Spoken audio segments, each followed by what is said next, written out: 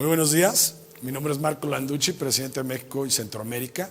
Sean ustedes bienvenidos. Hace 7 años nos dimos cuenta que era necesario un espacio donde especialistas nacionales y extranjeros, funcionarios y empresarios y responsables de las políticas públicas pudieran compartir su experiencia y conocimiento en un mismo lugar. Y así es como decidimos organizar el primer Foro Forbes. Han sido tiempos muy intensos, sobre todo en los últimos años. Hemos sido testigos y activos del inicio de la transformación de la economía mexicana mediante una serie de reformas estructurales que prometían las ansiadas necesarias tasas de crecimiento que necesita nuestro país. Algunas avanzan lentamente y otras pareciera que están naufragando por los excesos de funcionarios y gobernantes en medio de una persistente corrupción e indefinición de proyectos relevantes. Hoy estamos frente a una nueva manera de hacer política, una que pretende reescribir la historia del país desde cero, con formas que no hemos logrado comprender. Seguramente la intención es la mejor y esperamos que podamos ver resultados positivos en un corto plazo. En ese sentido, México, como el resto del mundo, se enfrentó a un enemigo inesperado que obligó al cierre de la gran mayoría de las actividades, sumiendo a la economía mexicana en una franca desaceleración. Para cambiar esta trayectoria necesitamos un remedio que sume acciones y voluntades de los principales líderes de nuestro país. El cambio y la innovación serán condiciones clave para que las empresas puedan superar de la mejor manera el escollo en el que estamos. Y en conjunto podremos generar las condiciones para que permitan reactivar la economía de México. Antes de comenzar con nuestros ponentes, tengo el gusto de presentarles a Mariano Menéndez, presidente de Forbes México y Latinoamérica, con ustedes. Es un privilegio saludar a todos a la distancia como nos exigen las condiciones actuales. Pero esta distancia es relativa, porque hoy estamos más cerca y unidos que nunca. Gracias a todos los que hacen posible la realización del Foro Forbes de Economía y Negocios. El reto es volver a crecer, que ya desde su propio nombre nos pone en perspectiva sobre los desafíos que tenemos que enfrentar en esta nueva normalidad. Hoy, juntos con expertos de primer nivel, compartiremos fórmulas y alternativas para lograr el objetivo común de lograr una recuperación. No tenemos certeza del tiempo que tendrá que pasar hasta que la economía mundial logre recuperarse del fuerte golpe que ha recibido. Pero de lo que sí estamos seguros es que las empresas deben adaptar sus modelos de negocio a las nuevas condiciones de mercado, reinventarse y lograr superar los retos mayúsculos que supone esta nueva realidad. Para lograr administrar la reactivación de la economía, primero debemos generarla, sumar todos los esfuerzos que permitan no solo regresar a las condiciones previas al declive, sino resurgir con un mayor vigor y sostenibilidad en el tiempo. Debemos incorporar las lecciones y aprendizajes que llegaron de manera intempestiva, exigiendo respuestas inmediatas y hacer movimientos de timón que aceleren nuestros procesos de cambio, sobre todo en el ámbito tecnológico. La receta para impulsar el crecimiento no es nueva. Sin embargo, hoy exige de nosotros una apertura a nuevas formas de hacer negocio. Nos corresponde hacer historia, definir un parteaguas entre antes y después de la crisis y lograr lo que hoy estamos aquí reunidos. Queremos que la economía mexicana vuelva a crecer. Ahora tengo el gusto de presentarles a nuestro director editorial en Forbes, Roberto Aguilar. Les agradezco muchísimo este tiempo que compartimos juntos. Gracias. Amigos, ¿qué tal? ¿Cómo están? Soy Roberto Aguilar, editor de la revista Forbes México. Gracias por acompañarnos en el foro Economía y Negocios. El reto es volver a crecer. Hoy vamos a iniciar con un día muy activo y muy intenso. Lo primero que vamos a ver es cómo es la lectura de los indicadores económicos y qué va a pasar con la economía mexicana después del resultado de las elecciones en Estados Unidos. Pero también tenemos otros temas que tienen que ver con la pregunta de que si México sigue siendo un buen lugar para invertir.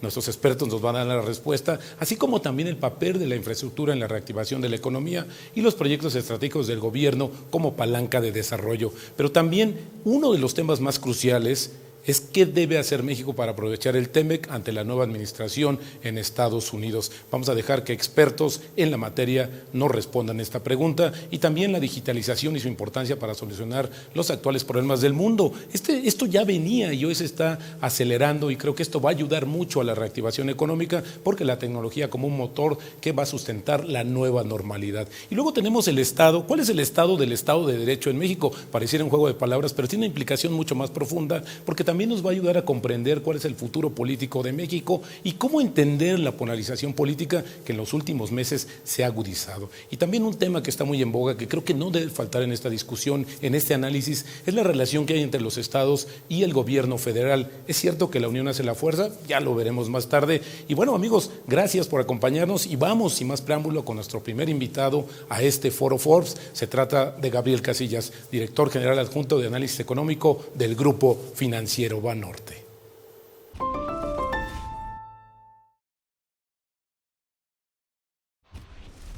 Hola, ¿qué tal? Nos encontramos en el Foro Forbes Economía y Negocios. El reto es crecer.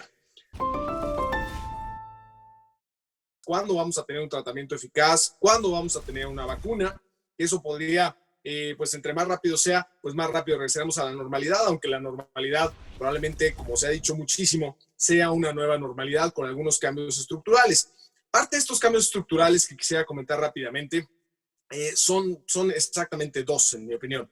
Uno es que la pandemia nos agarró en una parte ya tardía del ciclo económico. Recordemos que en estos ciclos económicos de la humanidad, ¿no?, que vienen desde la Biblia, es las 7 vacas flacas, las 7 vacas gordas, etcétera.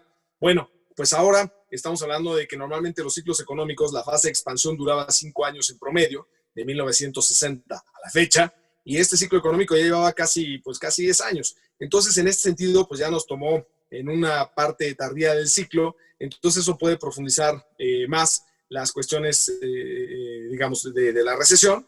Y dos, que estamos viviendo una cuarta revolución industrial, como mucho se ha dicho, y en este sentido, pues se está acelerando de manera pues muy rápida toda la adopción de tecnologías de digitalización, como las teleconferencias, el teletrabajo, etcétera, que no pensábamos ver a lo mejor hasta en unos 5 o 10 años más. Entonces, estos dos cambios son cambios estructurales que probablemente tengan una incidencia muy, muy importante hacia adelante. Otra de las grandes preguntas, más de regresando al corto plazo, es si los rebrotes que está habiendo en muchas partes del mundo van a ocasionar nuevas medidas de confinamiento. Y parece ser que así está siendo. A pesar de que afortunadamente cuando aumentan el número de contagios y se hace un segundo o tercer rebrote, eso no lo observamos en el número de muy lamentables fallecimientos. De todas maneras, algunos gobiernos sí están instrumentando políticas de confinamiento, no tan restrictivas como las que se adoptaron al principio, son parciales, a veces son toques de queda en la noche, pero no están siendo tan restrictivas. Sin embargo, pues esto es un golpe adicional a la economía global, y pues algo importante de todo este golpe y este impacto macroeconómico ha sido la respuesta de política económica. Hemos visto una respuesta de política económica a nivel global sin precedentes, tanto a nivel monetario como a nivel fiscal. En el caso monetario, las herramientas que se han utilizado prácticamente son casi todas. Siempre hay alguna que se puede inventar, pero han bajado tasas de interés a niveles casi de 0% en muchos lugares del mundo, sobre todo en países desarrollados. Se han instrumentado estos estímulos cuantitativos, pero de manera mucho más agresiva, aceptando casi cualquier papel elegible para inyectar liquidez. Tercero, se ha utilizado esta guía futura o forward guidance de decir que las tasas permanecerán en niveles muy bajos por un largo periodo de tiempo, en el caso del Banco de la Reserva Federal de Estados Unidos, de aquí a 2023. Entonces, más o menos en este panorama, ¿qué está pasando ya en México? Bueno, en México obviamente tuvimos un impacto muy fuerte del lado de la oferta, porque no se permitió abrir prácticamente casi a ningún negocio, se cerró la economía por varias semanas, y a la hora de las reaperturas que iniciaron en el mes de mayo, afortunadamente se pusieron las actividades clasificadas como esenciales, la manufactura y la construcción. Entonces, es en ese sentido que hemos podido ver una reactivación muy rápida, particularmente en estos sectores, ¿no? Por ejemplo, lo que hemos visto es el comercio internacional fue lo primero que nos pegó. Antes de que nos llegara el problema de salud, llegó el problema o el impacto en las exportaciones y en las importaciones, que en el mes de abril llegaron a caer 40% las exportaciones a tasa mensual y 20% las importaciones también a tasa mensual. Sin embargo, a la hora de reactivar en mayo, ya para junio, las exportaciones habían despegado 75% en esta misma tasa mensual y las importaciones cerca de 40%. Entonces, lo primero que nos pegó del lado del COVID fue el lado económico, de hecho, antes de que nos llegara el problema de salud, como decía, nos pegó muy fuerte y es afortunadamente lo primero que está saliendo adelante y de manera muy sustancial. Entonces, la parte manufacturera y toda esta cadena de valor de los tratados de libre comercio, particularmente ahora con el TEMEC, pues es lo que nos está ayudando a reactivar la economía muy rápido. Ahora, un tercer punto, ¿qué estamos viendo hacia 2021? Hacia 2021 pues estamos viendo una reactivación rápida, sin duda. De hecho, nuestros modelos originalmente, pues con tanta incertidumbre, pero usando los modelos de siempre, nos daban una tasa de 1.8% para el 2021 para México. Es una tasa muy baja. De hecho, el consenso se ha ido formando más hacia un 3%. Y decimos, bueno, creo que los modelos que tenemos para tiempos normales pues, no aplican ahorita, y menos en una pandemia, donde a pesar de que el mundo ha tenido muchas pandemias a lo largo de su historia, ¿no? Tenemos unas muy bien documentadas desde la peste bubónica de 1350, los primeros brotes, etcétera, pues nunca habíamos tenido una pandemia de este calibre con la información económica que tenemos hoy. Entonces, en ese sentido, hicimos un modelo en el cual se basaba en el porcentaje de actividad económica que retoma la economía con base en el 2018, que es nuestro pico más reciente, porque recordemos que en 2019 el PIB cayó. Entonces, en esto nos fuimos en las 40 ramas del PIB por el lado de la oferta agregada, es decir, manufactura, construcción, servicios turísticos, etcétera, una por una, viendo realmente, modelando cuánta actividad económica se ha recuperado ya y cuánta se podría recuperar hacia 2021 en un escenario donde probablemente en la primera mitad del año todavía no tengamos una vacuna para COVID ni un tratamiento efectivo.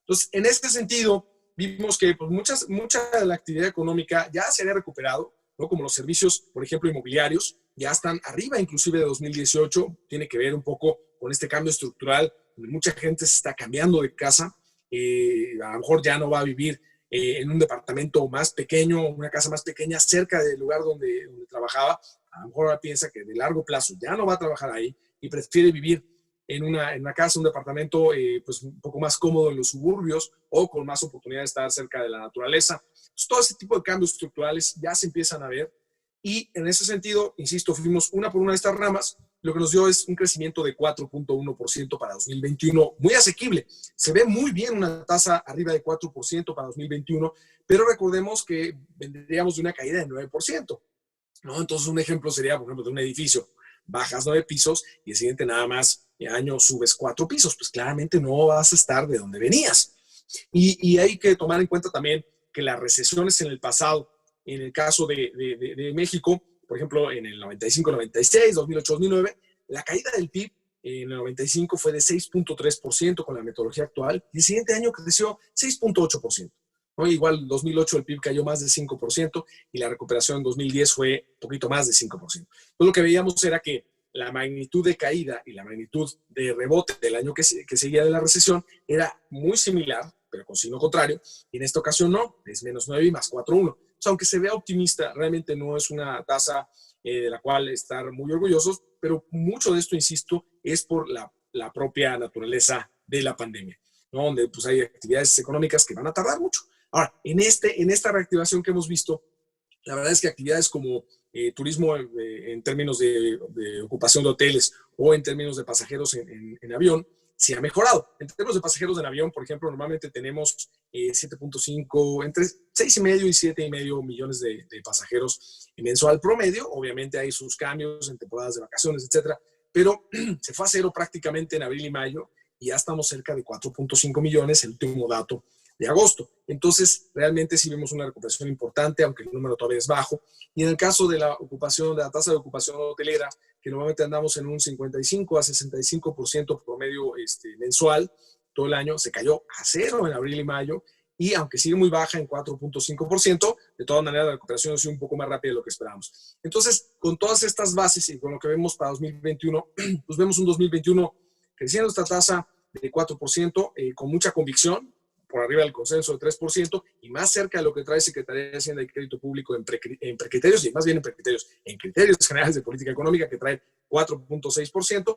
Vemos una inflación muy bien mantenida, ¿no? Este año la vemos terminando entre 3.7 y 3.9%, que es más baja que la inflación de septiembre y la primera quincena de octubre, que está más o menos alrededor del 4%. El año que entra, en 2021, vemos una inflación igual, alrededor de 3.5%. Entonces, con eso, vemos que el Banco de México es factible que ya sea que pare su ciclo de política monetaria por el momento y a lo mejor lo vuelva a retomar para bajar tasas en 2021, o que ya la deje la tasa en 4.25. Va a depender mucho cómo esté el ambiente de tasas y cómo va a estar el tipo de cambio, ¿no? Entonces, y esto depende mucho del proceso electoral en Estados Unidos. Pero si hay espacio para que baje más tasas el Banco de México, yo creo que sí. Aunque del lado fiscal hay que tomar en cuenta que en todas las recesiones de los últimos 40 años, siempre han venido acompañadas de una reforma tributaria que subía impuestos en el peor momento, en una crisis. Y en esta, pues la verdad es que no se ha instrumentado una reforma tributaria que sube impuestos. Entonces hay que tomar en cuenta también las cosas que no se hacen, que son positivas para el país. Y en términos de tipo de cambio, realmente lo que vemos es, en el mediano plazo, un dólar debilitándose. Hay tanta liquidez con tanta política monetaria tan laxa, ¿no? Regando liquidez a diestra y siniestra. Y por el lado fiscal, un déficit que no habíamos visto pues, en décadas, ¿no? Prácticamente desde la Segunda Guerra Mundial. Y que además es probable que siga, porque sí, que sigan los paquetes de estímulo fiscal de Estados Unidos, todavía se apruebe al menos uno más, bastante significativo, por cierto. Entonces esto probablemente va a pasar lo que pasa con cualquier producto, ¿no? Que hay muchísimo en el mercado, hay mucha cantidad, pues ¿qué pasa con su precio? Baja. Entonces, con tantos dólares en el mercado, lo más probable es que baje su precio, entonces el dólar se debilite contra todas las divisas, y ese va a ser un tema muy, muy importante. Ahora, en el corto plazo, con el tema electoral de Estados Unidos, probablemente antes de ver este debilitamiento, ya de manera pues tendencial, es muy probable que veamos muchísima volatilidad, ¿no? De aquí a que tengamos el resultado. Entonces, en general, así estamos viendo las cosas en México, cómo estamos viendo el proceso electoral, qué estamos viendo hacia 2021, y agradezco mucho la invitación de estar en este Foro Forbes Economía y Negocios. El reto es crecer.